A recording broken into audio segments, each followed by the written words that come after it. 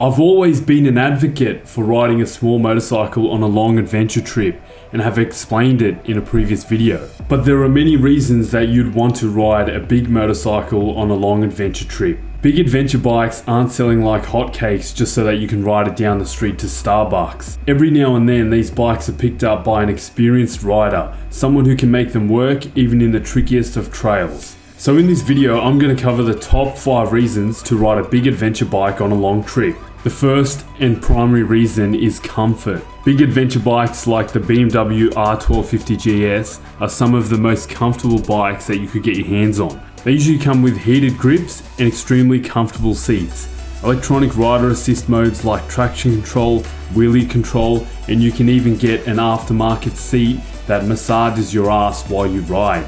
Also, big bikes are better at handling higher waist speeds and vibrating less, therefore increasing the comfort aspect.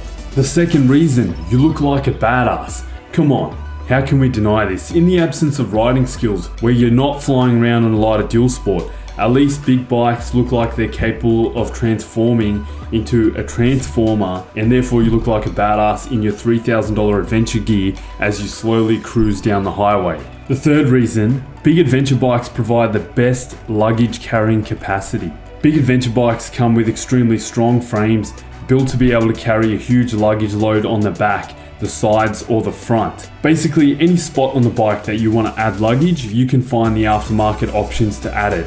A smaller dual sport bike would struggle carrying 50 kilograms of gear, but a big adventure bike could carry much more than that. The fourth reason, greater safety features. With all of the electronic rider assist modes that big bikes usually come with, such as traction control, wheelie control, different riding modes, heavy duty brakes and high-end suspension, you don't really have to worry because heavy duty brakes and high-end suspension come as a great riding aid when you're riding through some tough terrain. And the final reason, having all of that extra power can be a lot of fun. Lightweight dual sports can be a lot of fun off-road, but the extra weight of a big bike doesn't come for no reason. Behind all of that extra weight is a lot of power. The power on these big bikes can make riding on and off-road much more interesting, especially if you have the skills to go hard off-road on a big bike. So in the end, both small bikes and big bikes are great for long adventure trips, but it's just up to you and your personal preference on how much confidence you have in handling either bike. At the end of the day, you can have a blast on either, and one is not necessarily better than the other. Or you could just go halfway and get a middleweight adventure bike, like the Yamaha Tenere 700. Sorry, I'm a bit obsessed with that bike at the moment.